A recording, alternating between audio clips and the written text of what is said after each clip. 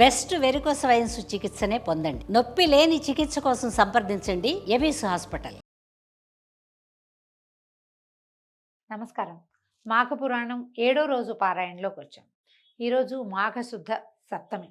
ఈరోజు మాఘశుద్ధ సప్తమి రథసప్తమిగా చాలా అద్భుతమైన పర్వదినంగా జరుపుకుంటాం. రథసప్తమి రోజున మామూలుగా ఈ మాఘమాసంలో ఎలా ఉదయకాలం పొద్దున్నే లేవాలో సప్తమి రోజున కూడా ఉదయమే లేచి ఆవు పాలతోటి పాయసం వండి సూర్యుడికి నివేదన చేయమని చెప్పబడింది. అయితే ఈ రోజున చేసే స్నానం మామూలు రోజుల్లో కంటే భిన్నంగా జిల్లేడాకులు కానీ, చిక్కుడాకులు కానీ, కనీసం రేగాకులు కానీ, రేగు పళ్ళు కానీ ఏవైనా తల మీద పెట్టుకుని వాటితోటి స్నానం చేయాలని చెప్తారు. నెత్తి మీద పెట్టుకుని చేయటం 7 ఆకులు అని చెప్తారు. అవకాశాన్ని బట్టి ఎన్నో కొన్ని ఆకులు లేదా నీళ్ళల్లో వేసి పిల్లలకి నెత్తి మీద ఆ నీళ్లు పోయటం కానీ, అంటే ఇప్పుడు మనకి ప్రకృతితోటి మమేకమయ్యే పద్ధతులే మన పండగల్లో కనపడతాయి. ఇలాంటి కాలంలో అంటే ఈ కాలం ఇప్పుడు వచ్చిన శిశిర ఋతువు వస్తుంది కదా, ఈ ఋతువులో ఇలా ప్రత్యేకంగా ఈ ఆకులతోటి నానటం వల్ల నీళ్లు, ఆ నీరు మన శరీరం మీద పడడం వల్ల ఆరోగ్యం చేకూరుతుందని ప్రత్యేకంగా ఈ ఒక రోజైనా చేయమని చెప్తారు. ఇట్లాంటి ప్రత్యేక స్నాన దివసాలకి కొన్ని చెప్పబడతాయి కదా, ఇది కూడా అలాంటిది అనమాట. ఈ సప్తమి రోజున జిల్లేడాకులు, రేగాకులు, మీ అవకాశాన్ని బట్టి చిక్కుడాకులతోటి స్నానం చేయటం అభ్యంగనాలు కాదండి, తల స్నానం అనే చెప్పబడుతుంది. స్నానం చేయటం తర్వాత పిడకలతోటి, ఆవు పిడకలతోటి ఒక దాలిని కానీ కుంపటిని కానీ ఏర్పాటు చేసుకుని దాని మీద ఒక మందపాటి గిన్నెలో ఆవు పాలని కాచి పాలు పొంగిన తర్వాత అందులో బియ్యం వేసి, మనం బియ్యంతోటే పాయసం చేసుకోవాలి. బియ్యం వేసి తర్వాత బియ్యం అన్నం ఉడికిన తర్వాత అందులో కొంచెం బెల్లం వేసి మరి కాస్త నెయ్యి వడ్డించి సూర్యనారాయణమూర్తికి నివేదన చేయాలని చెప్పబడుతుంది. మన ఇంట్లో ఉండక్కర్లా ఈ విధానం. మామూలుగా ఏంటంటే మనం కొన్ని పండగలు పద్ధతులు చెప్పుకుంటాం, మన ఇళ్లలో ఉంటే చేయాలి లేకపోతే చేయకూడదు, చెయ్యము, భయం మనకి. కానీ ఈ విషయంలో భయపడాల్సిన పనే లేదు. సూర్యారాధన చాలా విశేషమైనది. కొద్దిగా ఇంత పాయసం 3 గుప్పెళ్ళు అంటే 3 గుప్పెళ్ళు ఎంత వస్తుంది, ఒక చిన్న గ్లాసు బియ్యం వస్తాయి అంతే. దాంతో పాయసం చేసి సూర్యభగవానుడికి మనకు ప్రత్యక్షంగా నారాయణమూర్తి కనపడుతుంటే మరీ మంచిది. ఎండ పడే చోట కూర్చుని ఈ పూజా విధానం చేసుకుంటే చాలా విశేషంగా మంచిది. లేదా మనకు అవకాశం లేదు, మన బాల్కనీస్లోకి ఎండ రాదు, ఇంట్లో అయినా సరే భగవత్ సాన్నిధ్యంలో మనం ఎక్కడ పూజ పెట్టుకుంటామో, ఎక్కడ దిగుడు ఉందో మనకి అక్కడ కొద్దిగా చిన్న ముగ్గేసి ఈ పాయసాన్ని పెట్టుకుని అందులో స్వామికి నివేదన చేసుకోవడం. సూర్యారాధన అంటే సూర్యమండలాష్టకాలు ఉన్నాయి, చాలా మంచి మంచి స్తోత్రాలు. తర్వాత సవితృమండలాష్టకం ఉంది, లేకపోతే మన ఆదిత్య హృదయం లాంటివి చదువుకోవచ్చు. సూర్య శతకాలు అవి కూడా ఉన్నాయి, అవన్నీ చదవగలము లేము. సులువుగా మనకు దొరికేవి ఇవి. సూర్యమండలాష్టకం దొరుకుతుంది. తర్వాత ఏమో ఆదిత్య హృదయం ఇంచుమించు ఇవాళ రేపు అందరికీ వచ్చింది. మొన్న కరోనా వచ్చిన తర్వాత చాలామంది ఆదిత్య హృదయం శ్రద్ధగా నేర్చుకున్నారు. ఆరోగ్యం భాస్కరాది చేత్ అన్నారు. ఆరోగ్యం ఎప్పుడు సూర్యుడి నుంచే వస్తుంది మనకి.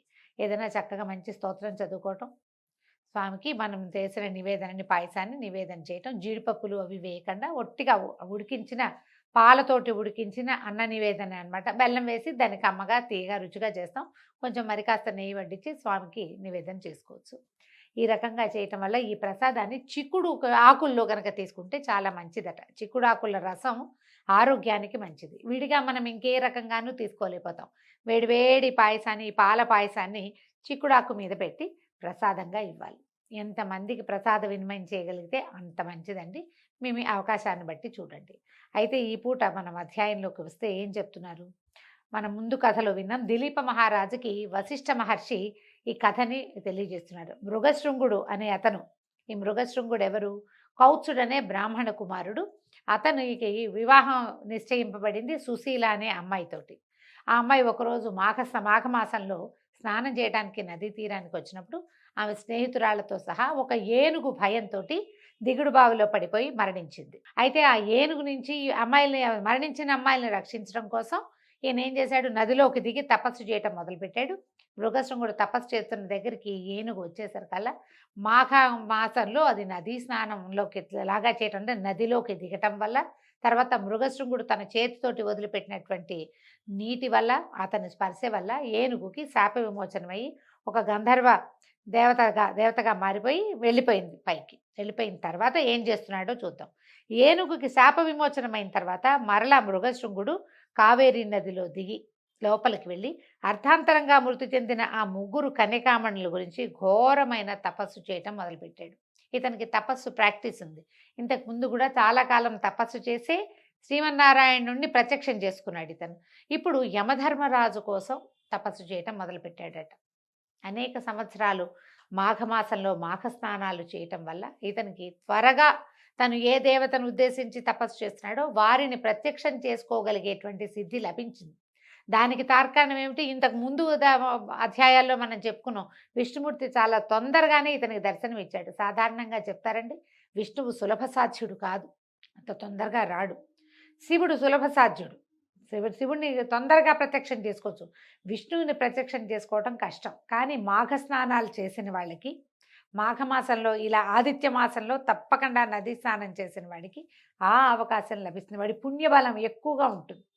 దాంతో వాడు కొద్దిపాటి తపస్సుతోటే విష్ణుమూర్తిని సాధించగలిగాడు. ఇప్పుడు అదే అలవాటుతోటి ఈయన యమధర్మరాజును గురించి తపస్సు చేయటం మొదలుపెట్టాడు. ఎలాగైనా ఆ ముగ్గురు కన్యల్ని బతికించాలనే పట్టుదలతోటి మహాతీవ్రమైన తపస్సు చేశాడట. తదేక దీక్షతోనూ నిశ్చల మనస్సుతోనూ ఘోర తపస్సు చేస్తున్న మృగశృంగునికి యముడు ప్రత్యక్షమై, వత్స, నీ తపస్సుకు కఠోర దీక్షకు కడు సంతోషించాను. నీ ధ్యానము అమోఘమైనది. ఈ ముగ్గురు స్త్రీలను కాపాడాలనే నీ పరోపకార పరాయణతకు ముగ్ధుడినయ్యాను. మృగశృంగ, ఒక యమధర్మరాజు గురించి ఇంతటి ఘోర తపస్సు ఎవ్వరూ చేసి ఉండలేదు. సాధారణంగా మనం తపస్సులు అనగానే బ్రహ్మ విష్ణు మహేశ్వరుల కోసమే చూస్తాం. విష్ణువు గురించి తపస్సు తక్కువేనండి. వాళ్ళు చాలా ప్రత్యేకమైన వాళ్ళు, చాలా తక్కువ. కానీ మనకి కథల్లో ఎప్పుడు పురాణాల్లో ఏం చెప్పబడుతుంది?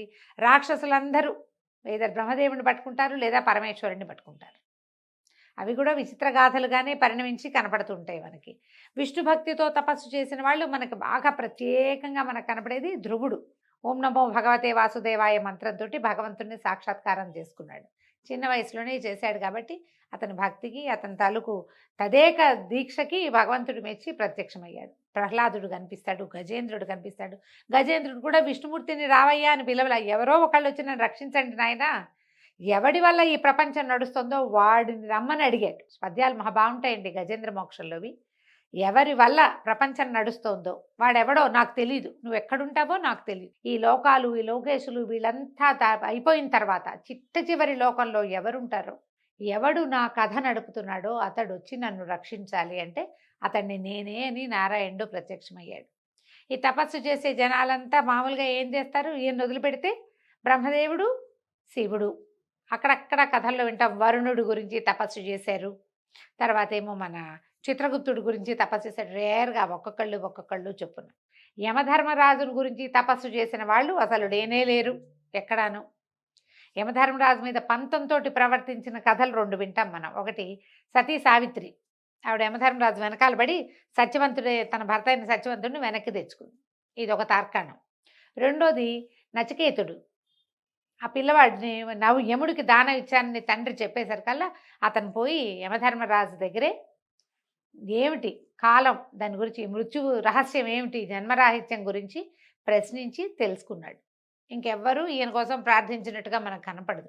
ఈయన ఆశ్చర్యపోయాడనమాట. అందుకని వచ్చి చెప్తున్నాడు, నీలాంటి వాళ్ళని నేను చూడలేదు, నాకు ఎంతో సంతోషం కలుగుతోంది, నీకేం వరం కావాలో కోరుకో, నీ కోరికను తప్పకుండా నెరవేరుస్తాను అని చెప్పాడట. చెప్తే ఈ యమధర్మరాజు పలుకులు విన్న మృగశృంగుడు కళ్ళు తెరిచి చూశాడు. ఎదురుకుండా యమధర్మరాజు పరమ శాంత స్వరూపంతో ప్రత్యక్షమయ్యాడు. మనం యమధర్మరాజు అనగానే ఒక భీషణమైన రూపం గుర్తొస్తుంది. మృత్యుదేవత కదా, మృత్యుదేవత ఆయన ఆధీనంలో ఉంటుంది కాబట్టి ఆయన ఎలాగో భీకరంగా ఉండాలి. ఏమీ లేదు, ఈయన పరమ శాంత స్వరూపంతో ప్రత్యక్షమయ్యాడు. మృగశృంగుడు ఈయన ముగుళిత హస్తుడి నమస్కరించి, మహాల్భవ, ఎంతటి ఘోర తపస్సాలులకైనా లభించని మీ దర్శన భాగ్యం మాకు లభించింది. నేనెంతో అదృష్టవంతుణ్ణి. ఇదంతా నా పూర్వజన్మ సుకృతం తప్ప వేరే కాదు. మహామహులకు సైతము లభ్యం కాని మీ దర్శన భాగ్యం సామాన్యుడినైన నాకు లభించడంతో నేను మిక్కిలి సంతుష్టాంతరంగుణ్ణైతిని. ఇది చూడండి, యమధర్మరాజుని నేకడైతో చూసేవాళ్ళు ఎవరు ఉండరు. మరణానంతరమే ప్రతి వాళ్ళని చూస్తాం. మనం కూడా చూస్తామేమోనండి, చూద్దాం, చెప్పలేం కదా. అక్కడికి వెళ్ళాకే మనకి స్వర్గమో నరకమో నిర్ణయిస్తాడు ఆయన. మనం అక్కడికే వెళ్ళాలి. ఒకవేళ మనం పుణ్యం చేసుకున్నా ఓసారి ఆయన మొహం చూసాకే వెళ్తాం కాబోలు. కథల్లో అట్లాగే కనపడుతుంది. మరి మామూలు మానవులు ఎవరికి అవకాశం లేని నీ దర్శన భాగ్యం నాకు లభించింది. స్వామి, నాదొక కోరిక, అకాల మృత్యువు కలిగిన ఆ ముగ్గురు స్త్రీలని బతికించమని వేడుకుంటున్నాను. అందులో కొంచెం స్వార్థం కూడా ఉంది. ఆ ముగ్గురిలో ఒక స్త్రీ నా కాబోయే భార్య అయినటువంటి సుశీల. కాబట్టి వీళ్ళని రక్షించు. ధర్మయుక్తంగా మీరు ముగ్గురు కన్యల్ని బతికించి నన్ను సంతృప్తిపరచండి. నా తపస్సుకి ఫలితం నాకేం కావాలంటే వాళ్ళ ముగ్గురు బతకడం కావాలి. ఏమంటారంటే పరోపకార పరాయణత్వంతోటి. ఒక అమ్మాయి ఇతని కాబోయే భార్య. ఆ అమ్మాయిని ఓదాన్ని బతికించండి అని అడగకుండా ముగ్గురి కోసము అడిగాడు. పైగా తను చేసిన భీషణమైన తపస్సుని వాళ్ళ ప్రాణాల కోసం వదిలిపెట్టుకోవడానికి సిద్ధపడ్డాడు. మృగశృంగుని వచనాలు విని అతని ధర్మ సూక్ష్మతకు మిక్కిలి సంతసించి దయార్ద్ర హృదయుడైనటువంటి యముడు, విప్రోత్తమ, నీ భక్తికి పరోపకారానికి మెచ్చితిని, నీకు శుభం కలుగాక అని దీవించి ఆ ముగ్గురు కన్యకల్ని బతికించాడు. యముడు తలుచుకుంటే ప్రాణాలకి ఏం కొదవండి. ఆయన వాళ్ళ జీవాలని పైనుంచి పిలిపించి ముగ్గురులోంచి బయటకు వచ్చిన ముగ్గురి జీవాలని వాళ్ళ శరీరాల్లోకి ప్రవేశపెట్టాడు. అయితే ఇప్పుడు మనకి కథ మీద మనకు రకరకాల డౌట్లు వస్తాయండి. పురాణాల మీద పెద్దగా ప్రశ్నించకూడదు, పురాణాల ప్రశ్న వేయకూడదు మనం. వీళ్ళు మరణించారు, వాళ్ళకి ఉత్తరక్రియలు జరిగినాయా లేదా, జరగచ్చు, ఏం ఉత్తరక్రియలు చేయొద్దు నేను చెప్తానన్నాడు. మామూలుగా మానవుల శరీరాలు ఎంతవరకు నిలబెంటాయండి? మళ్ళాగా ఐస్ బాక్సులు అవి ఉండే రోజులు కావు కదా. ఈయనేమో భీషణమైన తపస్సు చేశాడంటారు. ఎంత భీషణమైంది, ఎంత టైం స్పాన్లో చేశాడు, ఆ ప్రశ్నకైతే సమాధానం లేదండి. కానీ పురాణంలో ఇలాగే చెప్పబడింది. పురాణ వచనాలని ప్రశ్నించకూడదు, అలాగా అనాలి. అందులో ఉన్న మనకు అర్థమైన విషయాన్నే తీసుకోవాలి. కానీ మన లాజిక్కి అందని దాన్ని లాజిక్ తోటి క్వశ్చన్ చేద్దామని మాత్రం భావించకండి. ఎలాగో మొత్తానికి జరిగింది. వీళ్ళ ముగ్గురికి ప్రాణాలని ఇచ్చేశాడు వెనక్కి. మరణించిన ముగ్గురు కన్యలు మరల జీవించారు. దానికి మృగశృంగుడు సంతృప్తి చెంది, యమధర్మరాజా, నా అభీష్టాన్ని నెరవేర్చి నన్ను ఆనందింపజేశారు. మిమ్మల్ని పూజించిన వారికి, స్తోత్రము చేసిన వారికి అకాల మరణము సంభవించక సమస్త శుభములు కలుగునట్లుగా అనుగ్రహించండి స్వామి అని మృగశృంగుడు ప్రార్థించాడు. యమధర్మరాజు కూడా మిగుల ఆనందించి అట్లేనని అభయమిచ్చి అదృశ్యుడయ్యాడు. ఈ ప్రకారంగా 7వ రోజు పారాయణ పూర్తయిందండి. రేపు ఉదయం మళ్ళీ 8వ రోజు పారాయణలో కలుసుకుందాం. నమస్కారం.